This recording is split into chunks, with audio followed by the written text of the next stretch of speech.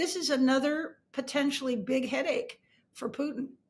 He's a second generation leader in a family run country. They're dictators, the Kadyrovs, and he took over. There was a brief attempt by when his father was still alive for Chechnya to leave the Russian Federation. And there was a brutal war that Putin oversaw involving mass bombing attacks, a sort of a Ukrainian type campaign, mass murder, civilian bombings, and all of that. The civil war went on for quite a long time. Kadyrov's father settled with Russia. They made a deal, and the Kadyrovs became controllers, so to speak, of Chechnya. Chechnya is a Turkic country, and now it would appear that Kadyrov, who is very close to Putin and has put battalions into the field in Ukraine of Chechen fighters, and also postscript to that, many Chechens have volunteered to help the Ukrainian side too. But he is foursquare an ally of Putin's. And in return for that, the family and the country has gotten lots of benefits from Putin. Now it appears he's picked fights with other ethnic minorities inside his country, but that come from other republics with different ethnic groups in the North Caucasus region that's part of the Russian Federation. So it looks like the possibility of not only a mini civil war inside Chechnya, but he may spark the consolidation of other ethnic groups who, unlike Kadyrovs, don't benefit from Russia necessarily. And this may foment the beginning of an underground movement among some of the Turkic countries in the southwestern portion of the Russian Federation, who really don't have allegiance. They're secularly Muslim. They're not white. They're Central Asians. They're Turkics, and they were conquered a long time ago. And many of them are sympathetic with what Ukraine is doing. And there's restiveness throughout that region. And some political analysts close to the Kremlin, they say that Moscow doesn't necessarily have the ability to extinguish or to control this conflict. I mean, what does it mean for Putin if this leads to something like the dissolution of the Russian Federation? Well, this is something that, and you raise a great point, and it's something that I've written extensively about, as have others, but I, in particular, in my Substack newsletter, that, what happened to the Soviet Union, the dissolution, the peaceful dissolution of the Soviet Union is likely to happen to the Russian Federation because of Putin's warmongering, his economic mismanagement, the problem that the country now faces in terms of losing its prestige, either economically or politically. And so you're seeing more protests happening here and there. And Kadyrov is not leading an anti-Putin protest, but what he's doing is he's consolidating his power in an area that's going to spark dissent and dislike from other ethnic groups in other ethnic republics. And that could create an overall North Caucasus problem for the Russian Federation. I think it's a tinderbox. It also is very close to it. I mean, it has connections to the Middle East. It has connections to Turkey. It has connections to Central Asia. There are lots of other trading partners and associations that this region, if it partially or fully separates, could connect to and prosper. The Ukrainians have also somewhat stoked this because they are also, like the Chechens, a ethnic minority, not Russian, that the Russians are trying to reconquer again and control again. So there is a similarity between the cause of this anti-colonial policy. And Russia is really just Moscow and St. Petersburg, run by white Slavs who are privileged. And so this is the beginning, I think, of what could end up being a rather large earthquake again. The Ukrainians passed legislation that said that the Chechens deserve independence from the Russian Federation. So, they know what they're doing. but they're sincerely in the same boat. You're seeing Russian soldiers obviously in Ukraine and then having to defend regions like Kursk.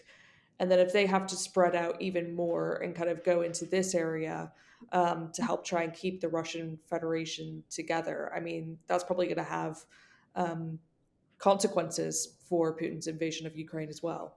Exactly. And I mean, the Ukrainians aren't sending soldiers to help Chechnya, and Kadyrov is not a friend of Ukraine's.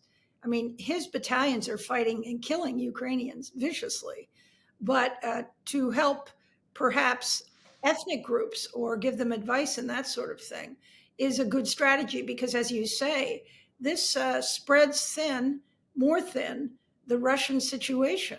Kursk does, the Eastern Front, and then, of course, there's the enormous increase in bombing attacks that have been very successful against Crimea, the Russian Navy, and now oil depots and military arsenals deeply inside Russia. So this is another potentially big headache for Putin. And what do you think the reaction of Putin's oligarchs will be to this situation? Well, the oligarchs really don't have the influence and power over Putin. Um, Actually, nobody does. I mean, he is truly a powerful dictator.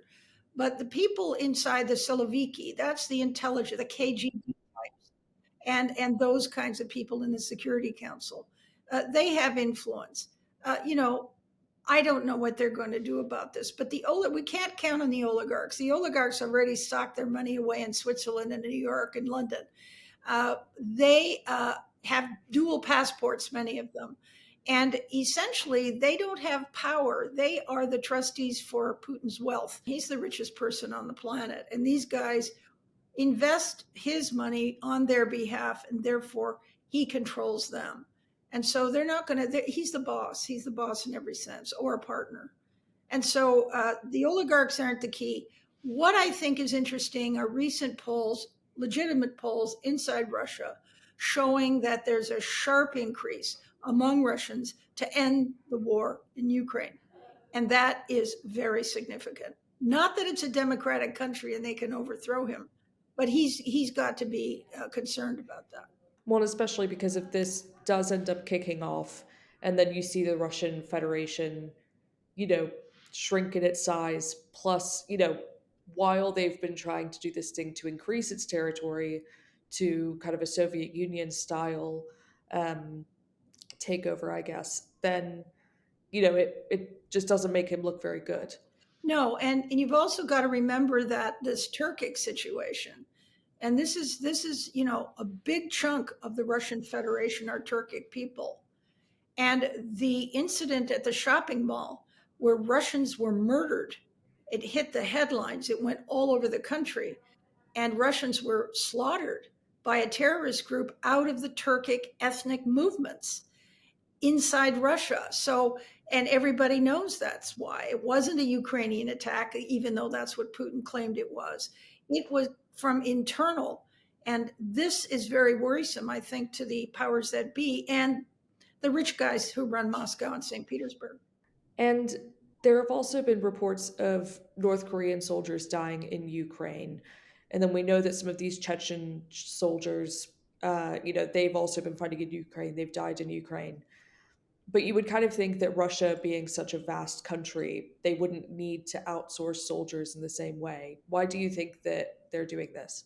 Well, they're doing this because my understanding is that these North Koreans are coming along with the missiles that they secretly have been shipping to Russia for a long time. And they're sort of advisors, if you like, to how to deploy them, how to launch them, how to set them up, how to take care of them. And then there are some foot soldiers. And this represents the first serious widening of this war. The fact that there are soldiers in uniform, North Korean uniform, represents the first time a foreign nation has sent their own troops into this war to help Russia under their flag. And this means now North Korea essentially is attacking NATO as well, and attacking Ukraine, but indirectly NATO. And then, of course, they have these enormous armaments that they've also furnished and ammunition to the artillery that have been essential for Putin's war effort. So he cooked up this deal with the leader of North Korea about a year ago. He also recently just had a big summit with the head of the Iranian government, the new president, and they had a love-in. And of course, Iran is also not maybe supplying personnel, but they're supplying missiles and drones, lots of them, because the Russian war machine is grinding to a halt. So it can't make this stuff. So now the war widens. And then if you add to the fact that, there is talk of Britain sending their own military people to train Ukrainians inside Ukraine, and France is talking about the same thing, you see a widening of the war that's quite frankly worrisome.